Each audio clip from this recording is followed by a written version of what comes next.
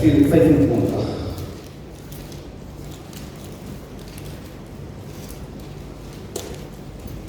Vers 14 van vers 25, dan lees tot vers 35.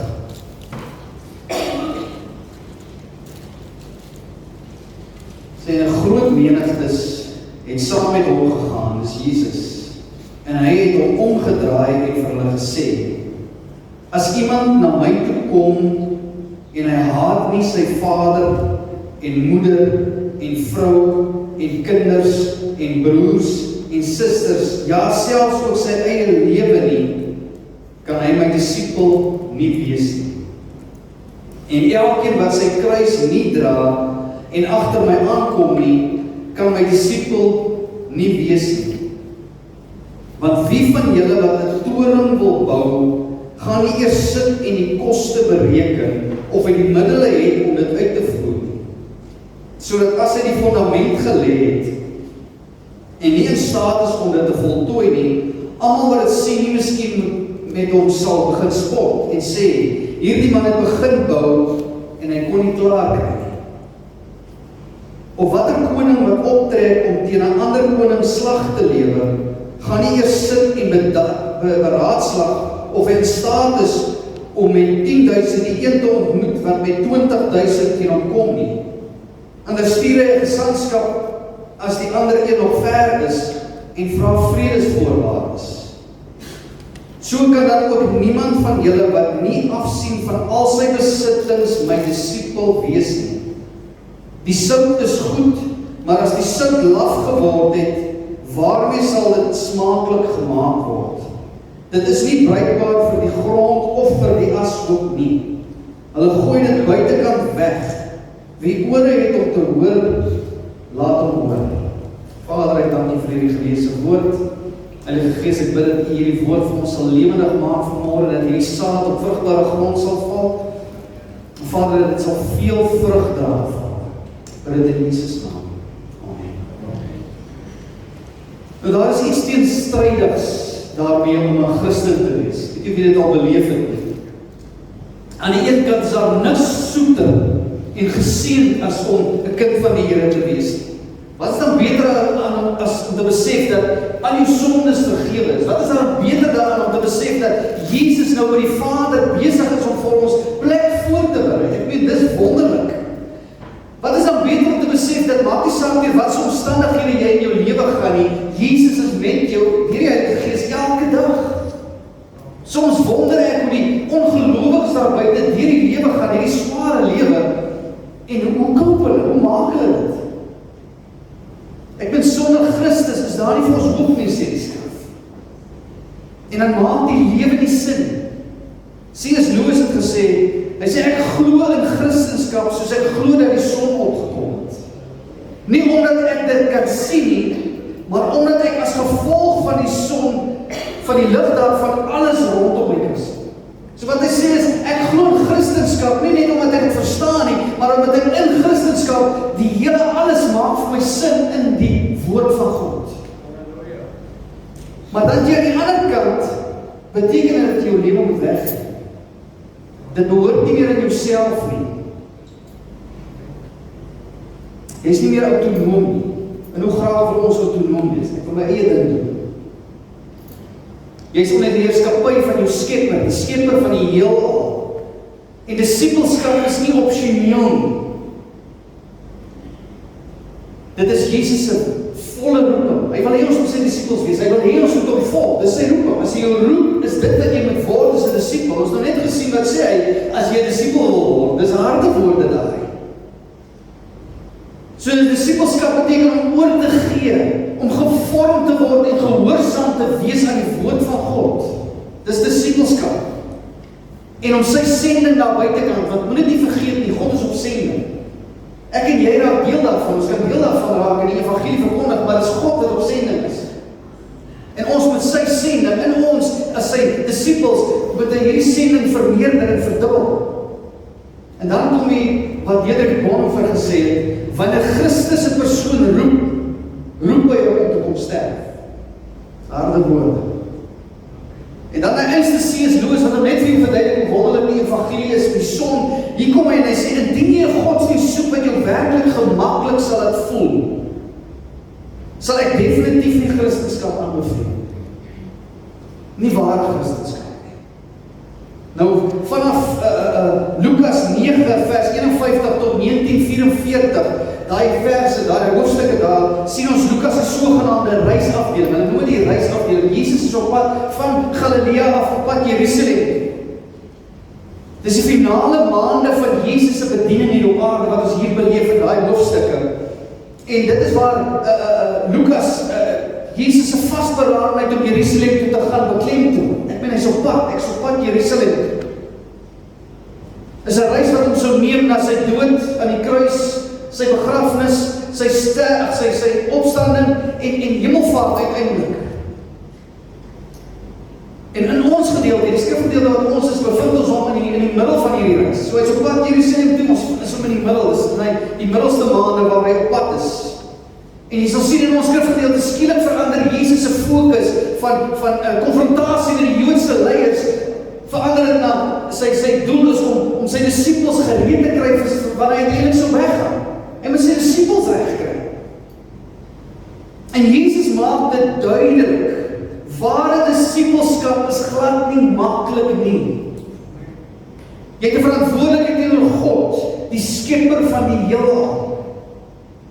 En om die erns van hierdie saak duidelik te maak, sodat ons die toewyding kan verstaan wat daarmee gepaard gaan, verduidelik hy dit op hierdie manier wat hy dit verduidelik. Dis hard. Dis hard met die evangelie.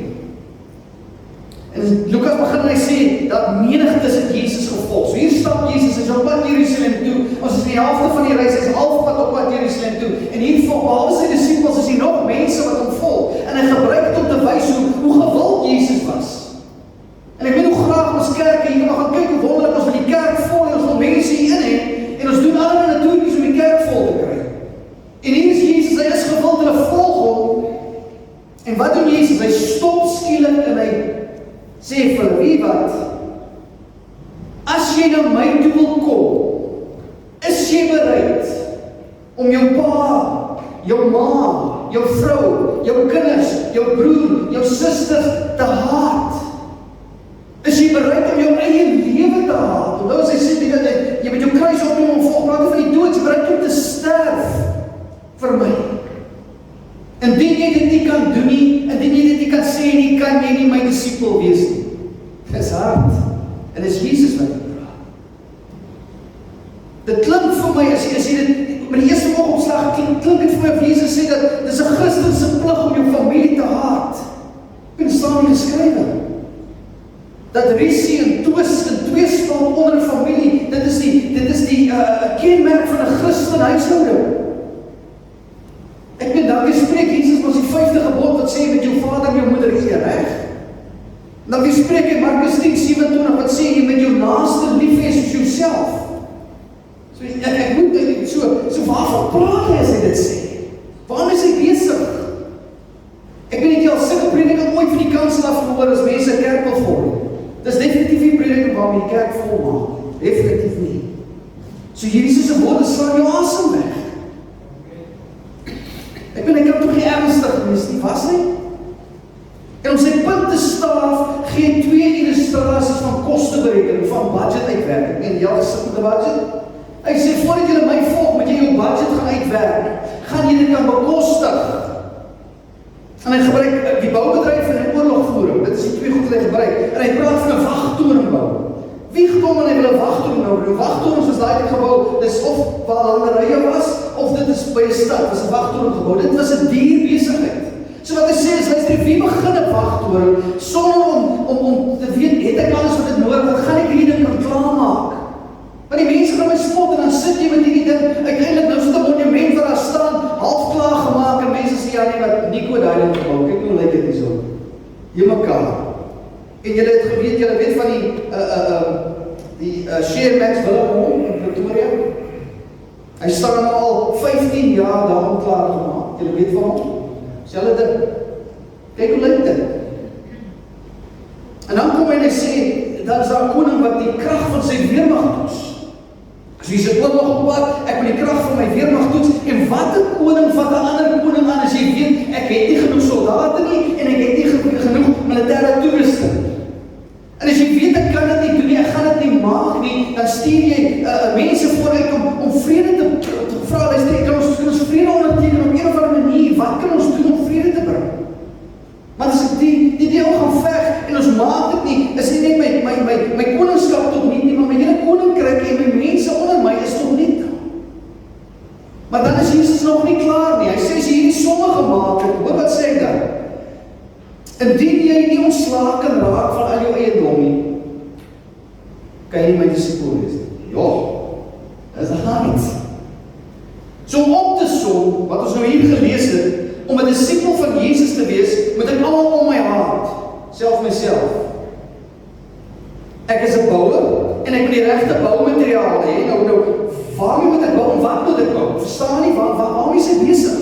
En dan sê die koning, hy is 'n oorlog aan die gang, en ek het soldate nodig, en ek moet die regte soldate en die regte toerusting hê. En dan kom hy uiteindelik, as jy nou al die goed het, moet jy van alles ontslae. Wat? So ek moet bou, en ek moet 'n oorlog voer, en ek moet van alles ontslae raak. Dis nie mekaar moet verstaan nie, waarmee Jesus hier besig is nie. Waarom het Jesus hierdie taal gebruik? Het Jesus op hierdie stadium net nie 'n lekker dag gehad nie? Was hy moeg vir die mense wat hom volg, omdat hy vir hulle brood gegee en alles op die stadium? So, wou hy net van die mense ontslae raak, of wou hy hierdie nou pad na die ewige lewe, wou hy nog nouer laat lyk? Waarmee is Jesus besig? Hierdie is 'n harde boodskap. Ons hoor nie meer hierdie boodskap van die kansel af. In teenstelling met Jesus se harde evangelisasie veldtog, lyk die moderne kerk se poging om disipels te maak so klein bietjie anders. Indien ons familie of vriende of selfs vreemdelinge sien wat Jesus nie ken nie, en ons het 'n hart om hulle te gaan evangeliseer, dan lyk ons evangelisasie werk so 'n bietjie anders. Ons sal alles in ons vermoë doen om hulle na Jesus toe te trek. Ons sal smeek, ons sal hulle probeer ompraat, ons sal hulle vlei, ons sal heuning om hulle mond smeer. En dan maak ons allerlei beloftes. Jy al gehoor? Jou lewe gaan wonderbaarlik verander as jy Jesus aanneem as jou saligmaker. Dis die prosperity gospel, die welvaartsevangelie. En hy breek die gemeente, hy breek mense.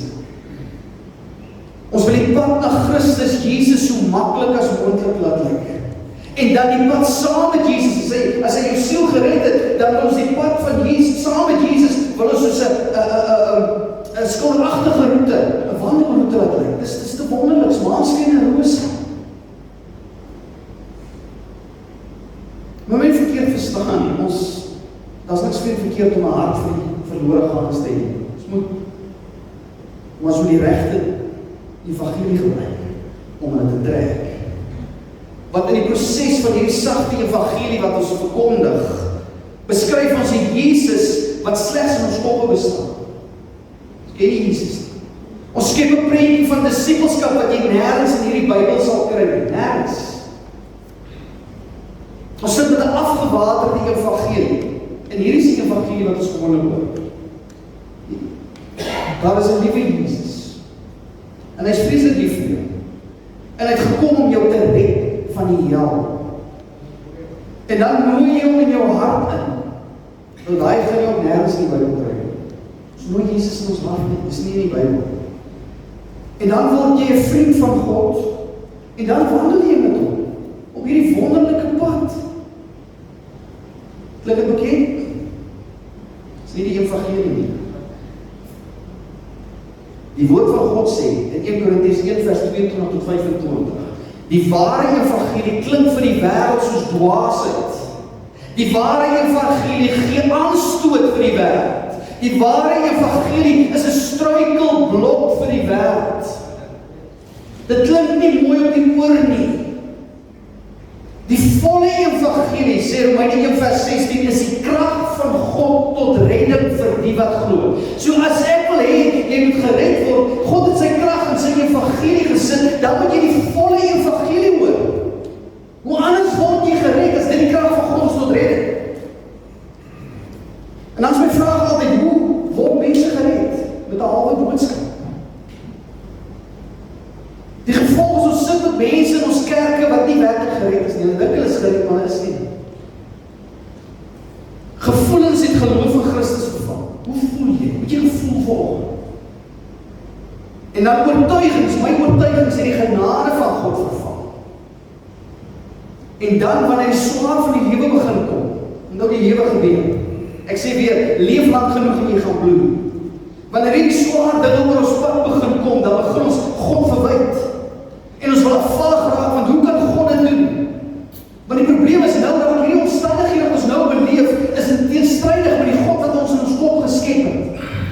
Want is nie die God van die Bybel nie. Ons het nie die harde evangelie van Christus Jesus gehoor nie. Nee, ons het die sagte evangelie gehoor. Afgewaterd. En dan gebeur die volgende. Matteus 7 vers 21. Matteus 7 vers 21. En dis Jesus wat hier praat.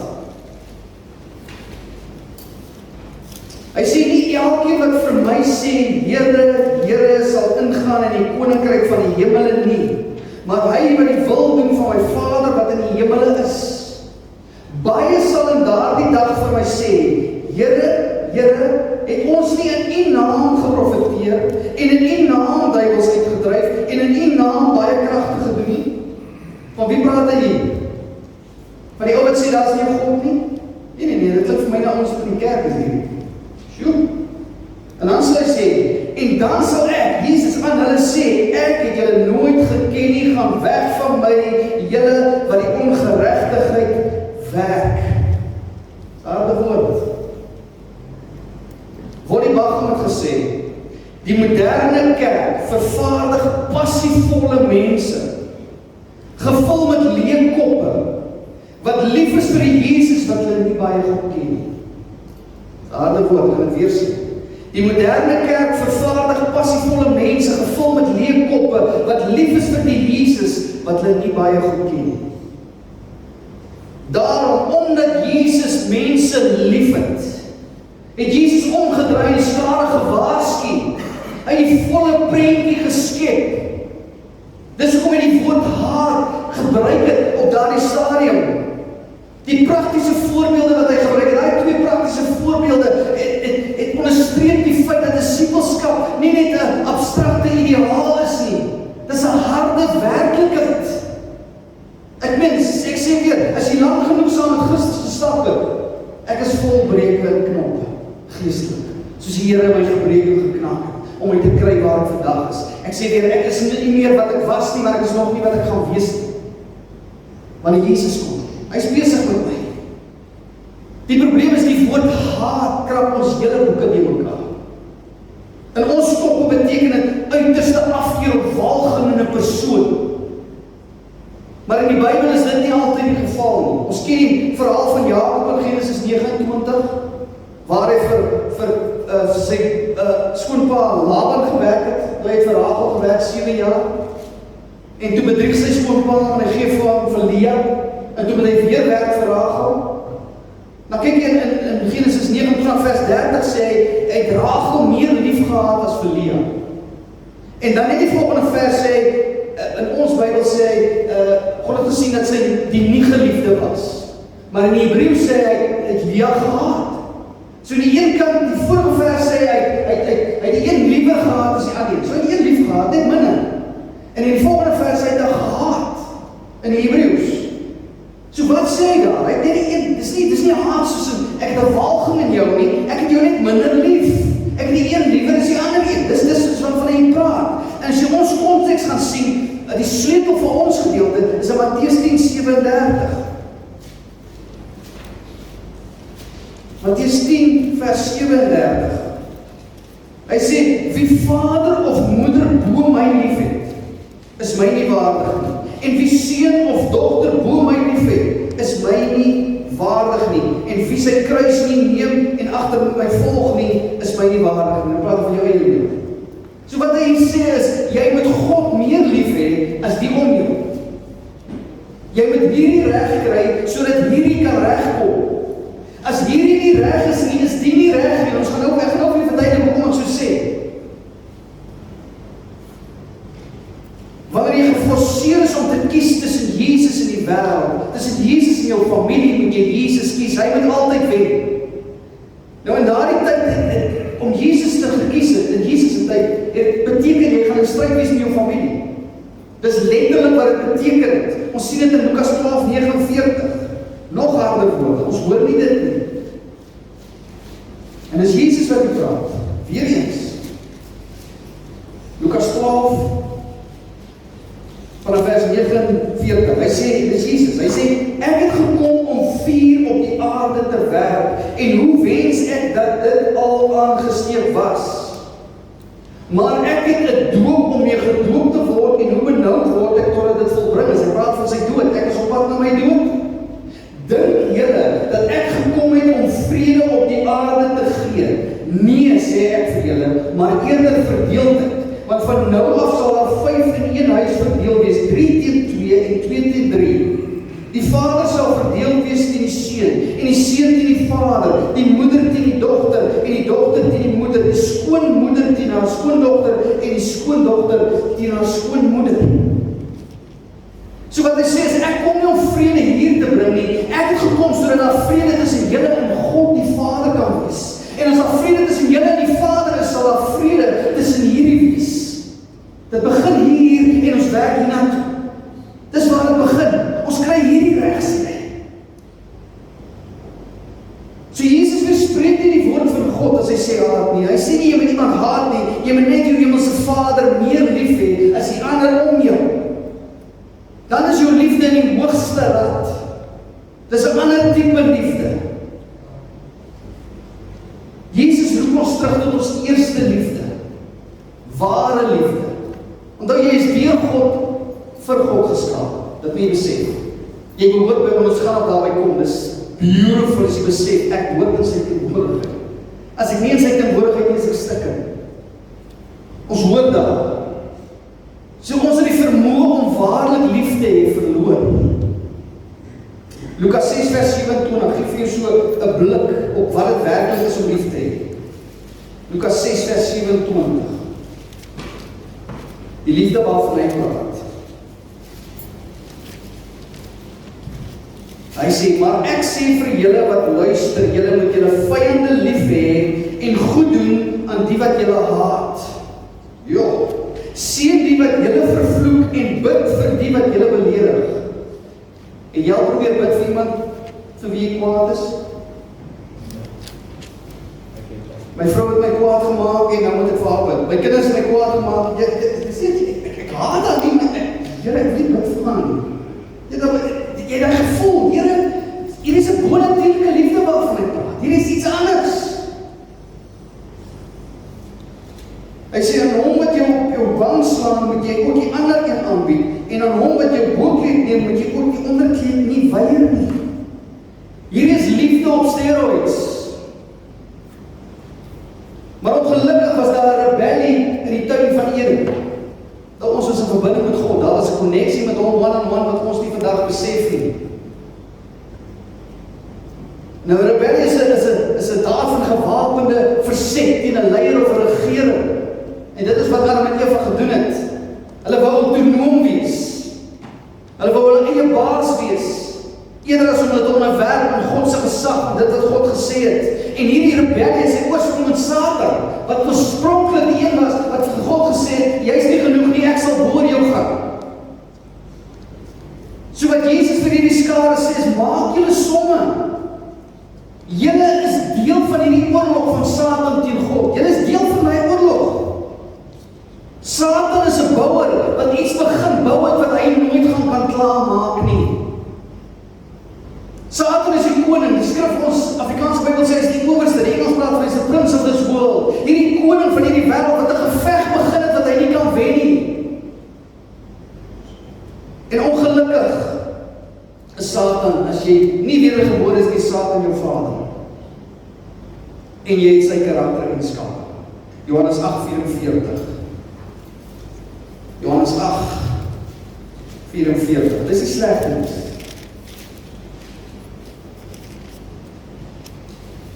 En dit is Jesus wat praat. Hy sê, julle het die duiwel as vader. En die begeertes van julle vader wil julle doen. Dis 'n harde woord. Dis nie maklik nie. En dan kom Paulus in Romeine 1 vers 30 en hy sê, julle is haters van God. Sjoe, Johannes 15:23. Johannes 15:23.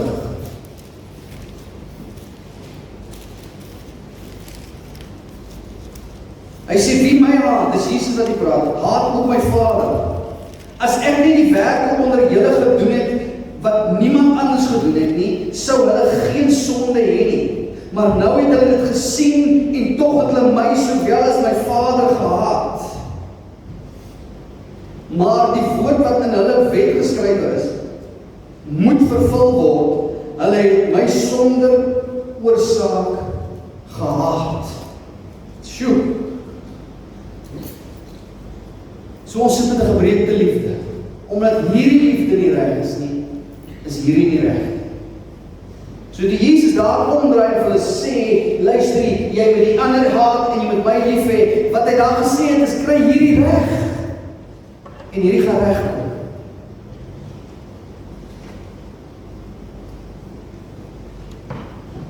Want die probleem is, sonder Christus kan ons niks doen wat God behaag.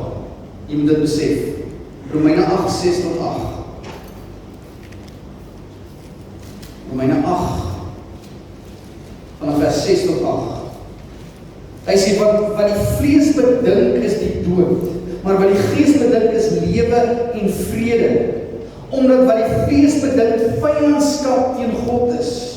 Want dit onderwerp hom nie aan die wet van God nie, want dit kan ook nie. En die wat in die vlees is, kan God nie behaag nie. Jy kan nie eers lief hê soos wat hy van jou verwag. Ja, maar my kind lief het, my vrou lief. Hy sê as jy dit lief het, wat tel dit? Wat tel dit? Jy moet die lief hê wat jou nie lief het nie. Dis iets anders. Dis die liefde waarna toe hy ons roep. Jesus sê, ek het daardie som gemaak voordat ek nog hierdie aarde geskaap het. Julle is nie in staat om daardie oorlog te wen nie. Julle moet 'n vredesooreenkoms met God aangaan. Dis al genade vir julle. Maar julle besit niks en julle kan niks doen om die Vader te behaag nie. Ek kan niks na die tafel toe bring en sê, Here, hier is wat ek het, ek soek vrede. Jy het niks, ek het niks. Jesus sê, dit gaan my lewe kos. Ek moet kruis toe. Dis hoekom ek op pad is Jerusalem toe. Dis die rede. En as julle my volg, stap julle self na julle eie dood toe. Omdat Jesus was op pad met sy eie dood toe en het geweet. Hy sê, as jy my volg, stap jy na jou eie dood toe. Want nou as jy in oorlog skielik draai, want jy sien oorlog betrokke teen God, dit is wat jy moet besef. Maar as jy my volg, draai jy teen die vyand, teen die duisternis. Jy is nog steeds in die oorlog betrokke, dit is net aan die ander kant toe, so mense gaan jou nou begin haat.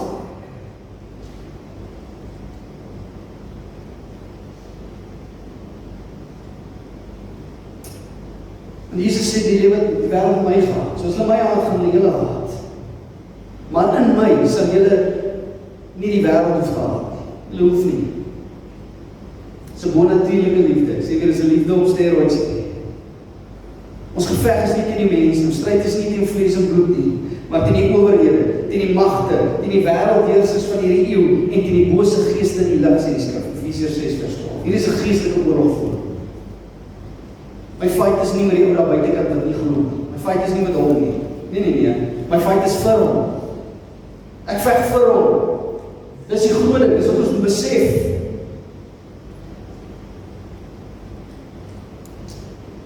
En dan raak God jou Vader. En hier is die wonderlik. Nou, as jy nog gered is en jy saam met jou Vader en jy moet doen wat hy sê, en nou, en jy het sy karaktereienskappe, en dan raak God jou Vader, en dan kry sy karaktereienskappe. Matteus 5:43. Baie saam met my. Matteus 5:43. Hy sê, julle het gehoor dat daar gesê is, jy moet jou naaste lief hê en jou vyand moet jy haat.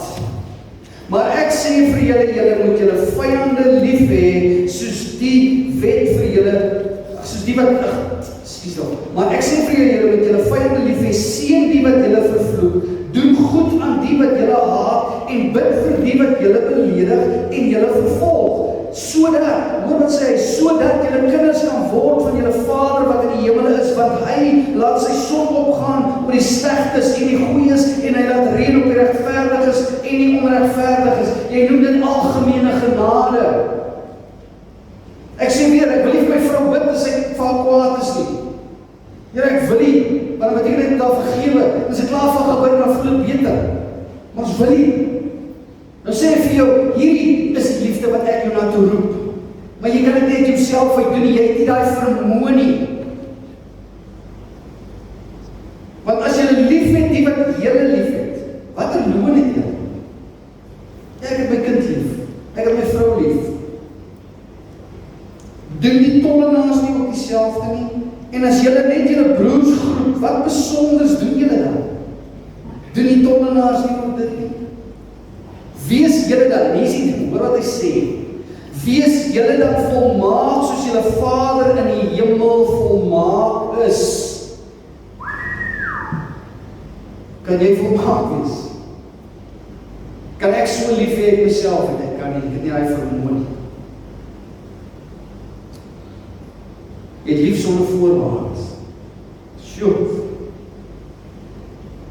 En dan vergelyk hy sy soldate, hy die som gemaak, en dan vergelyk hy sy soldate met suiwer sout.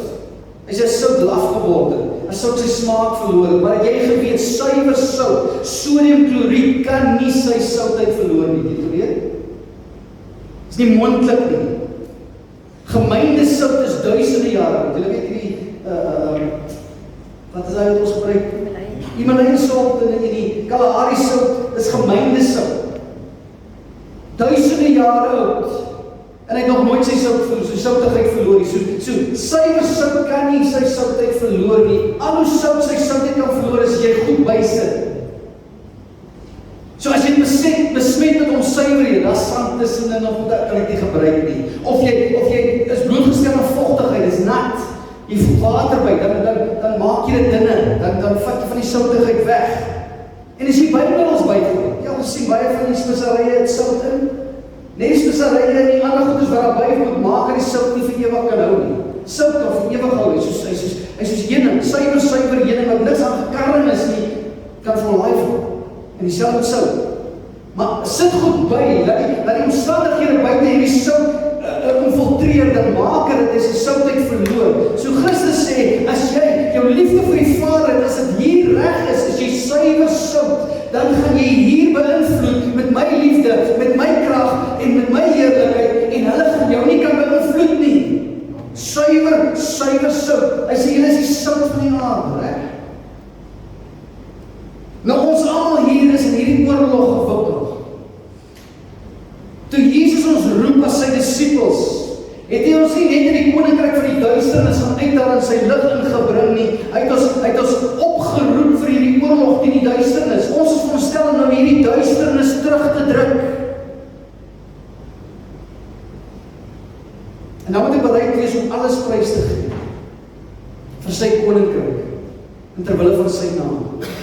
So wat hy sê nie, jy moet nou jou huis verkoop en jou plaas verkoop en jy moet nee, so wat hy sê nie, hy sê jy moet so ligtig daaraan vashou, besef dit behoort nie aan jou nie, jy het niks in hierdie wêreld ingebring nie, jy kan niks daarvan wegvat nie, jy is in hierdie wêreld, maar nie van hierdie wêreld nie, so ek gee nie goed vir jou om te geniet en alles, maar as ek van jou verwag om van dit ontslae te raak, om het te deel met ander, dan dit behoort nie aan jou nie, jou ligtig daaraan vas.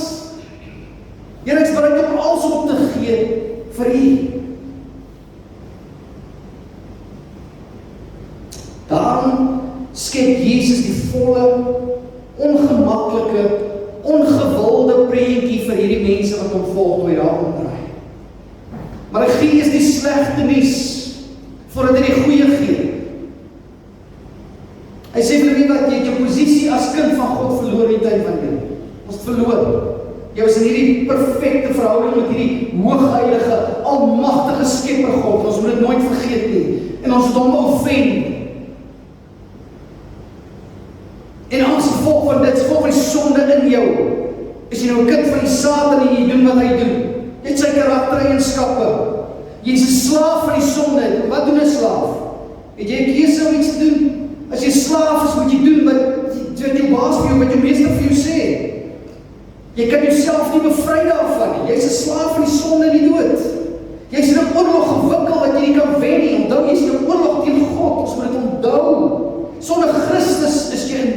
saam teen God. En Jesus sê, ek het gekom om oorlog te voer teen hierdie duisternis, namens jou, wat jy kan nie. Hy sê, ek kom red jou van die Vader se toorn wat op pad is. Nou, wat is ons hier om te sê, ek kom red jou van die hel? Ja, dis deel daarvan. Maar dis nie waarvan ek sê dit, ek het dit al nie gesê, ek sê dit weer. Ek sê vir my kinders altyd, wat is die gevaarlikste ding waarteen ek jou kan waarsku? Dis die toorn van God, nie die hel nie. Die skrif sê, dit is swaar om te val in die hand van die lewende God.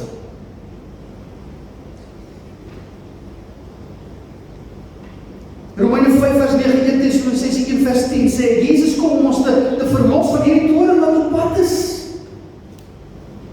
So die hel is 'n bysaak. Hy sê, ek kom bevry julle uit die mag van Satan.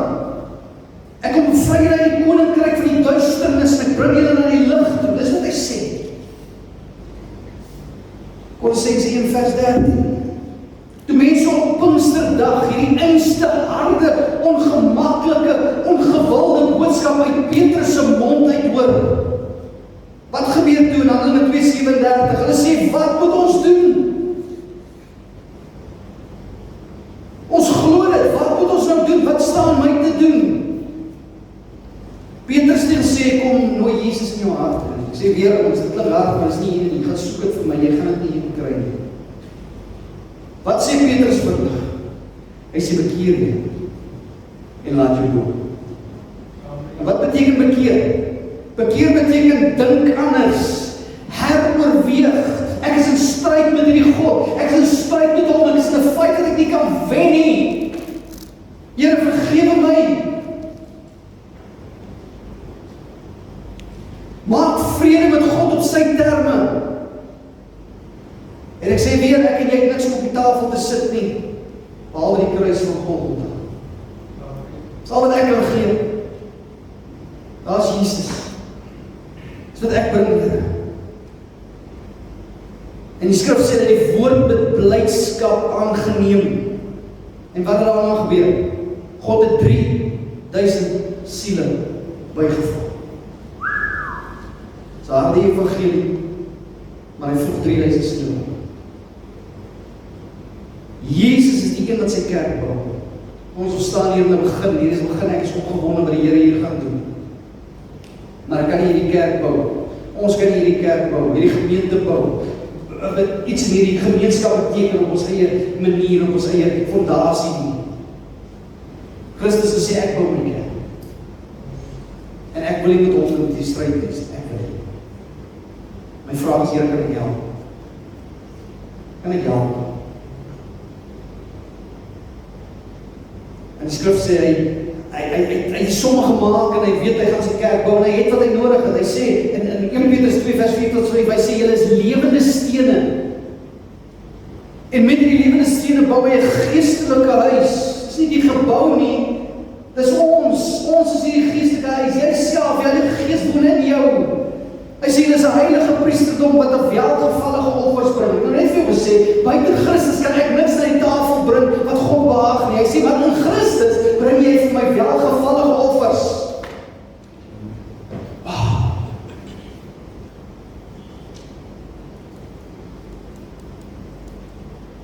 En dan is hierdie kerk van Christus word gebou op hierdie harde boodskap, die boodskap van die kruis. Hier is die fondasie. En ons kan geen ander fondasie bring nie. Ons bou op dit. En hy sal dit voltooi. En dan is my vraag, vir jare nou al, waarom wil die kerk krap aan 'n stelsel wat God in plek gesit het?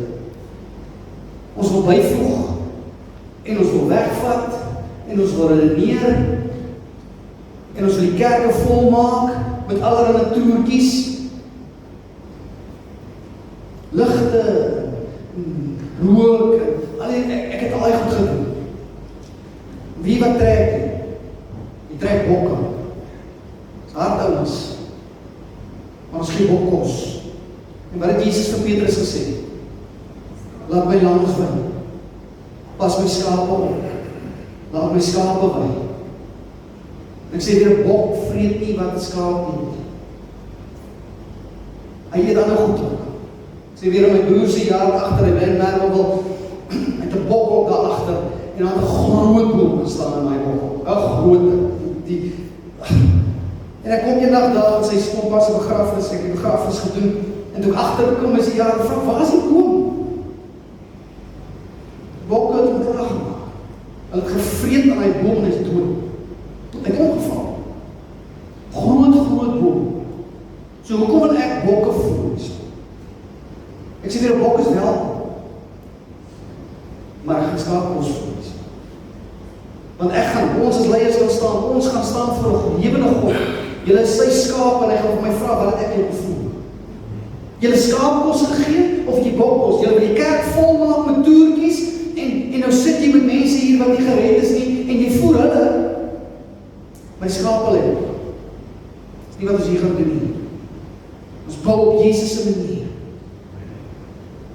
Jesus sê sy weermag verteenwoordig sy koninkryk, en ons wapen is liefde. Bonatuurlike liefde. Liefde op steroids. Hy sê wat so lief het God die wêreld gehad, dat is die enige gebore seun gegee het. Wat het hy kom doen? Hy kom oorlog voer. Moenie dit vergeet nie. Waar wat jy Jesus? Ja, hy het gekom as mens. Dit is 'n wonderwerk God wat mens word, maar hy het gekom om oorlog te voer. Ons moet dit nie vergeet nie. En wanneer hy weer kom, sê die skrif dat sy oë soos vuur gloei wat in sy oë. Ek wil nie vir hom staan wanneer hy terugkom. Hy sê in Johannes 13 vers 34 tot 35. Hy sê, ek gee vir julle 'n nuwe gebod. Hoor wat sê? Johannes 13 vers 34 tot 35. Hy sê, 'n nuwe gebod gee ek julle, dat julle mekaar moet lief hê soos ek julle lief gehad het, moet julle mekaar lief hê. Wat het hy gedoen? Hy het sy lewe vir my gegee. Sjoe. Weer eens, hier is liefde op steroids. Ons kan nie so ek. Op my eie kan ek dit nie. Die Heilige Gees moet help my. En dan sê in vers 35, hieraan sal almal weet dat julle my disippels is, as julle liefde onder mekaar het. Weer eens, liefde onvoorwaardelik, liefde op steroids, liefde wat ek nie self kan doen nie. Dit beteken ek moet genadig wees aan hulle wat my irriteer. Ek moet, want die Here is besig met my. Dis soos hulle by die college toe by Kruisberg Seminary was in Polokwane en Pietersburg. Toe as hulle vir jou moeilike take gee, die ouens mam en dit is verskriklik, dit is ons die tyd nie, dan sê hy lektor net vir jou, ek is hier vir jou heilig maak. Sterkte. Die Here sit mense op ons pad om ons te laat groei. En ek sê weer, jou vrou is en jou kinders is van die goed wat die Here oor jou pad bring, wat jy die meeste sien. Hy sit hier goed, ons moet groei, ons moet soos Jesus word. Ons oorwin die kwaad en die goeie, sê Romeine 12:21. Ons fight nie soos die wêreld. Ons wapen is liefde. Dis 'n bonatuurlike liefde. Indien ek God meer lief het, as die mense om my, en die goed om my, dan sal ek die mense om my beter lief hê. Hoor wat ek sê, ek weer sê. As ek God meer lief het, as die mense om my, gaan ek die mense om my beter lief hê. As 'n verskil. C.S. Lewis het so mooi gesê, toe hy praat van sy vrou. Hy sê, sodra ek geleer het om God beter lief te hê as my aardsdierbaarste, sal ek my aardsdierbaarste beter lief hê as wat ek tans doen. So ek sal my vrou beter lief hê, al hoe meer lief hê, al hoe beter lief hê, hoe meer nader ek aan God beweeg. Ek sal my naaste al hoe meer en al hoe beter lief hê, hoe nader ek aan God beweeg. Ek gebruik dit altyd as ek voorlieflikse berading doen, dan sê ek, as 'n paartjie nader aan God beweeg, nou is ons hier, en ons beweeg albei nader aan God, wat gebeur met ons? Ons beweeg nader aan mekaar. Nou dieselfde werk met die wêreld. Hoe nader ons aan God beweeg, hoe nader beweeg ons aan mekaar. Dit is hier as broers en susters hier in die gemeente, ons nader as God en nader aan mekaar. Genade, liefde.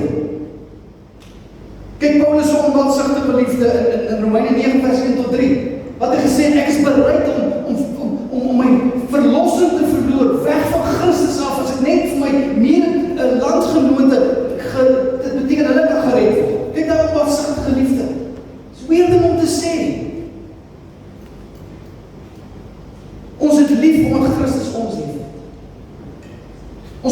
beskerm omdat Christus ons beskerm.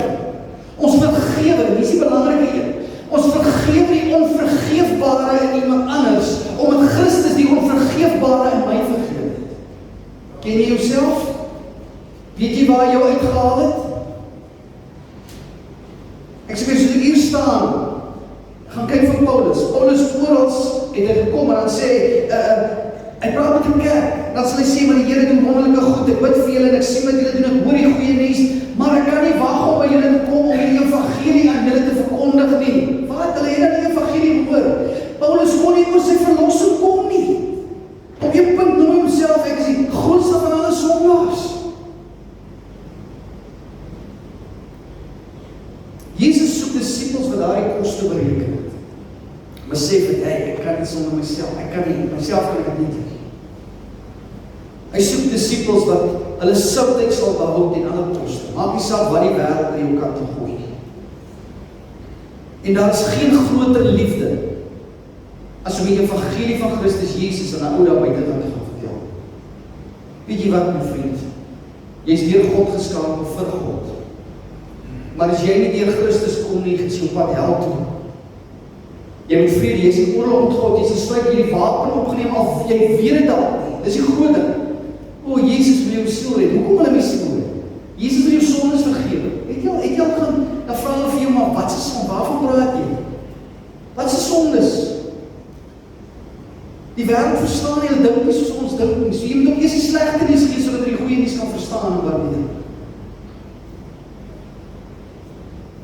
En dan moet ons moet die volle waarheid, soos Jesus, soos wat Dietrich Bonhoeffer dit gestel het. Hy sê, verlossing is verniet, maar discipelskap gaan jou lewe kos. So hoe lyk ons liefde? Hoe lyk jou liefde by jou huis, jou vrou, jou kinders, jou familie?